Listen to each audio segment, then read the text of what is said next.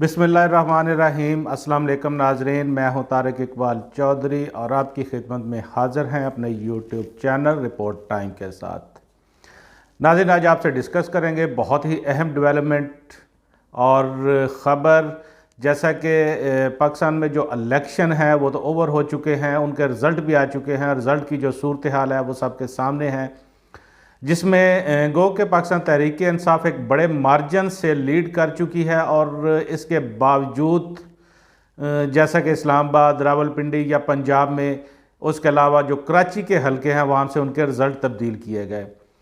इस रिज़ल्ट तब्दील करने के बावजूद जो इस वक्त पार्लियामेंट में पाकिस्तान तहरीक इंसाफ के जो इंडिपेंडेंट कैंडिडेट्स हैं उनकी वो तादाद जो है वो मुस्लिम लीग नून के मुकाबले में फिर भी ज़्यादा है। इस वक्त 93 जो पाकिस्तान तहरीक इंसाफ के इंडिपेंडेंट कैंडिडेट्स हैं वो जीत चुके हैं, और उसके बाद पाकिस्तान मुस्लिम लीग जो है वो दूसरे नंबर पर है, वो को 73 सीट्स के साथ, जिसके बाद पाकिस्तान पीपल्स पार्टी है अराउंड 50 सीट के साथ। अच्छा, आपसे डिस्कस करें कि पाकिस्तान में इस वक्त पॉलिटिकल सिचुएशन इंतहाई जो है वो एक इंटरेस्टिंग मरहले में शामिल हो चुकी है। वो इस तरह कि पाकिस्तान तहरीक इंसाफ इस वक्त जो फेडरल में अपनी गवर्नमेंट बनाने के बारे में सोच रही है और उसमें कामयाब होती हुई दिखाई दे रही है। कामयाब किस तरह से हो रही है, वो सूरत हाल कुछ यूँ है कि पाकिस्तान तहरीक इंसाफ के जो कैंडिडेट्स थे जो इस्लामाबाद से थे, पंजाब या कराची से, जिनको हराया गया है, जिनको वो फार्म 47 जिनका चेंज किया गया है, और रातों रात फार्म 47 जो एलिजिबली कहा जा रहा है जिनको उनको चेंज करके दूसरा जारी किया गया है, जिसमें मुस्लिम लीग नून के जो कैंडिडेट्स हैं उन्होंने फिर आगे जीत हासिल की। तो पाकिस्तान तहरीक इंसाफ के जो कैंडिडेट्स थे जो जीत चुके थे, उन्होंने इसको या तो इलेक्शन कमीशन ऑफ पाकिस्तान में चैलेंज किया या इसके बाद उन्होंने इसको चैलेंज किया है हाई कोर्ट्स में। जैसे कि इस्लामाबाद की जो सीट्स यानी 46, 47 और 48 थी, जिसमें यानी 46 इलेक्शन कमीशन में चले गए, जहाँ 47 और 48 के जो कैंडिडेट थे शुएब शाहीन और अली बुखारी, वो इस्लामाबाद हाई कोर्ट में चले गए। वहाँ से उनको नोटिस जारी हो चुके इलेक्शन कमीशन को। इस तरह अटक की जो 2 सीटें थी, मेजर ताहिर सादक और उनकी बेटी जो थी मान ताहिर, वो दोनों जीत चुकी थे। और इस पर अभी उन्होंने इलेक्शन कमीशन से रजू किया है, तो इलेक्शन कमीशन से आरओ को नोटिस हो चुका है। उन्होंने कहा जी को फॉर्म 45 है, उसके मुताबिक आप इसको रिज़ल्ट को कंपाइल करें।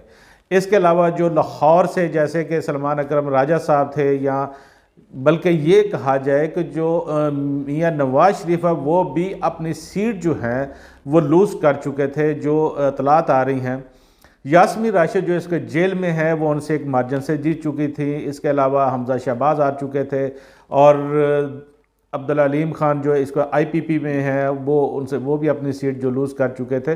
तो इन सारे जो इलेक्शन के रिज़ल्ट्स हैं इनको हाई कोर्ट्स में चैलेंज किया गया है। बहुत सारे रिजल्ट जो हैं वो चैलेंज कर दिए गए हैं। अच्छा, इस पर दिलचस्प सूरत हाल ये बन रही है कि जो इलेक्शन के नताइज हैं वो बुनियादी तौर पर डिपेंड ही करते हैं फॉर्म 45 पर, क्योंकि फॉर्म 45 हर पोलिंग स्टेशन का जो एक रिज़ल्ट होता है ये एक बुनियादी डॉक्यूमेंट है। इस डॉक्यूमेंट के आगे जो है आरओ फॉर्म 47 जारी करता है, इन सब को कंपाइल करता है, और जो एक इलेक्शन का रिज़ल्ट फिर निकलता है वो फॉर्म 47 की सूरत में उसको जारी करके उम्मीदवार की जो जीत है उसको डिक्लेयर किया जाता है। अभी जो पीटीआई के अपने कैंडिडेट्स जीते हैं वो तो को 93 के तकरीबन वो उसके अपने कैंडिडेट्स बनते हैं। जारी बात है वो जैसे उनसे वो सुप्रीम कोर्ट ने बल्ले का निशान छीन लिया था, वो फैसला कोई जस्टिफाइएबल भी नहीं था, ना उसको किया जा सकता है कभी भी। तो उसके बाद वो जो इंडिपेंडेंट कैंडिडेट्स हैं वो अब किसी जमात में शामिल होंगे। जैसे वहदतुल मुस्लिमीन जो है उनका एक कैंडिडेट जीत चुका है, तो उन्होंने भी कहा जी कि ये खान साहब की अपनी पार्टी है, जिस तरह से चाहें इसको इस्तेमाल करें, हम उनके साथ हैं। अच्छा, इस पे जो सूरत हाल इस वक्त बनती हुई दिखाई दे रही है कि पीटीआई लगता है कि वो फेडरल जो है वफाक में भी गवर्नमेंट बनाएगी। केपीके में तो क्लियर है, उसमें तो उनको कोई प्रॉब्लम नहीं है।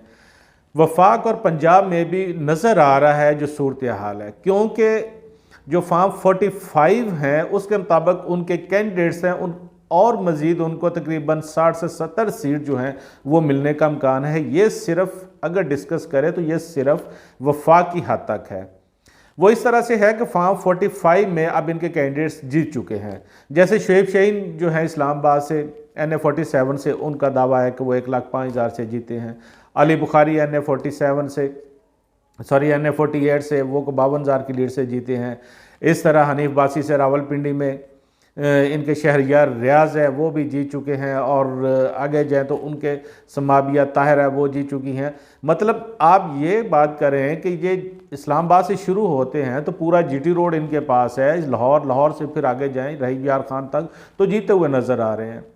इसमें अच्छा इनके हक में फ़ैसले भी आने शुरू हो चुके हैं। अलावा जो नोटिस जारी हो चुके हैं अटक की सीटों पर भी, लाहौर से भी और इस्लामाबाद से भी।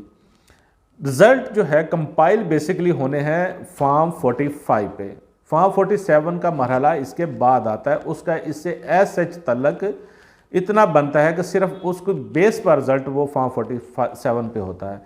फार्म 45 में ये आप कह लें कि उस पे इस वक्त जो इनको एक एज मिल चुका है PTI को, वो ये है कि जमात इस्लामी ने बड़ी खुलकर जो है वो इसकी तायद की है। उन्होंने कहा जी कि अगर फार्म 45 PTI के पास हैं, ये दूसरी जमातों के पास, तो हमारे पास भी मौजूद हैं। अगर वो फार्म 45 उनसे PTI से मैच करते हैं, या जैसे तहरीक लब्बैक एक दावा करती है वो मैच कर जाते हैं, तो उनको आप मुश्किल है फिर आप उनको किधर लेकर जाएंगे। जारी बात है रिज़ल्ट उस पर कंपाइल होगा। और अगर ये इनको जो सीट्स हैं जो दावा कर रहे हैं 70 सीट्स की, इसमें अगर इनको 40 से 45 भी सीट्स भी मिल गई जो मज़ीद सीट हैं, तो जारी बात है ये सोल पार्टी होगी जो खुद गवर्नमेंट बनाने की पोजीशन में आ जाएगी, या दीगर जो इंडिपेंडेंट है या किसी भी जमात के साथ, छोटी जमात के साथ ये अपना इत्तेहाद करके उसमें ये इस पोजीशन में होंगे। ये तो थी नाज़िर सूरत हाल जो है। इस वक्त मुस्लिम लीग नून खुद भी परेशान हो चुकी है। ज़ाहिर बात है वो खुलकर अभी जो गवर्नमेंट जो बनाने के हवाले से वो एक कशमकश का शिकार है, वो बात नहीं कर पा रहे। वो इस तरह से कि उनके जो अपने कैंडिडेट्स हैं, कुछ लोग हैं उनके अभी ज़मीर भी जागना शुरू हो गए हैं। जैसे आपको बताएं कि हमारे पास जो उसमें ख़बर है कि इलेक्शन की जो रात थी उस पर गुजरावाला से डॉक्टर निसार चीमा जैसे हैं, सियालकोट से राना शमीम है, ये इनके कैंडिडेट थे, बड़े कैंडिडेट थे।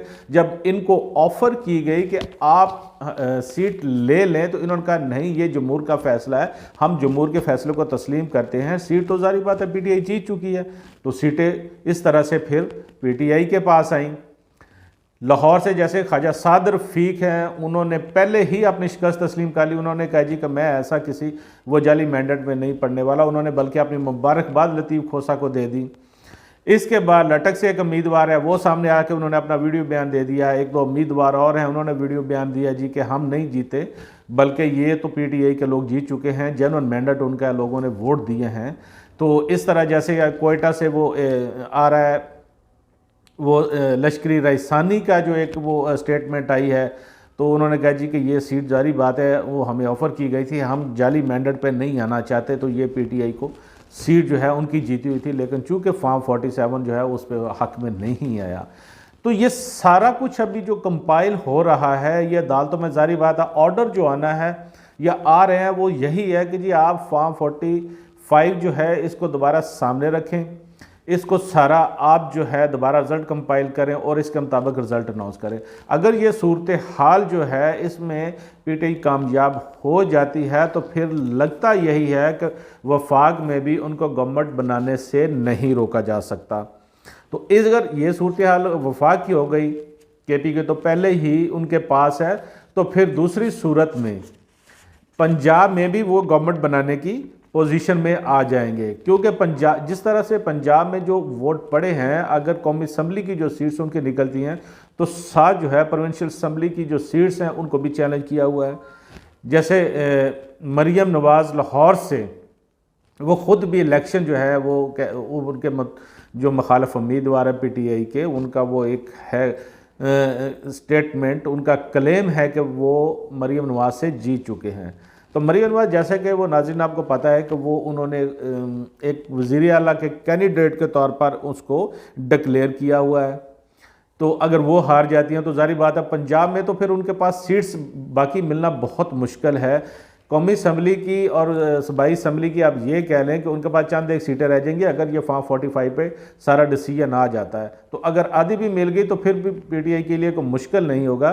तो लगता यही है कि एक तो पीटीआई वफाक पंजाब और केपीके में गवर्नमेंट बनाने जा रही है। दूसरा ये है जो ख़बर है कि इस वक्त इमरान खान के साथ भी कुछ जो हलके हैं, जो ताकतवर हलके हैं, वो राब्ते में हैं या राब्ता करने की कोशिश कर रहे हैं। तो लगता है कि सूरत हाल जो है वो क्लियर हो जाएगी, बर्फ़ पिघल जाएगी। तो इस सूरत में मुस्लिम लीग नून के लिए एक दचका होगा, क्योंकि जो जाली मैंडेट पर गवर्नमेंट बनाना चाह रहे हैं वो शायद वो मुमकिन फिर उनके लिए ना हो सके। तो नाज़रीन, ये थे डेवलपमेंट जो अभी ये सारी सूरत हाल जारी है। अभी अदालतों पे एक दो रोज़ में जो है सूरत हाल क्लियर हो जाएगी, इलेक्शन कमीशन से फैसले आना शुरू हो जाएंगे, तो पता चल जाएगा कि कौन सी गवर्नमेंट जो है, पार्टी जो है वो गवर्नमेंट बनाने जा रही है। बहरहाल पीटीआई के जो लोग हैं बड़े होपफुल हैं और लगता भी ये है कि जो उनको अवामी मैंडेट मिला है और उनका हक भी है कि जमहूर का जो फैसला है बहरहाल उसको तस्लीम किया जाए, आप उसको नेगेट नहीं कर सकते। तो ये थी अब तक की डेवलपमेंट। नाज़रीन, इसके साथ इजाज़त दीजिए। मज़ीद ख़बर, मज़ीद डेवलपमेंट के साथ फिर हाज़िर होंगे अपने नए वीलॉग के साथ। तब तक के लिए अपना बहुत सारा ख्याल रखिए। इजाज़त दीजिए। अल्लाह हाफिज़।